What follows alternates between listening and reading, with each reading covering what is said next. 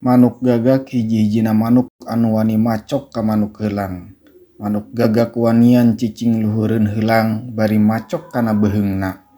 Tapi heulang teu malire, teu ngabales jeung teu ngajak gelut. Heulang muka jangjangna terus ngapung leuwih luhur. Beuki luhur heulang ngapung, gagak beuki hese napas. Balukarna gagak muragkeun maneh sabab kakurangan oksigen. Si heulang laju bisa bebas deui ngapung. Hal anu sarua dina kahirupan urang. Gagak simbol tina kapeurih, halangan jeung harungan dina kahirupan. Gangguan jeung kamandang anu matak nurunkeun sumanget, malah teu saeutik hinaan jeung fitnah eta mangrupa hal-hal anu jadi halangan dina kahirupan. Pilihan aya di urang, naharek meakeun energi pikeun ngalawan atawa ngamangpaatkeun energi pikeun terus ngapung leuwih luhur nepi ka gangguan-gangguan marurag ku sorangan.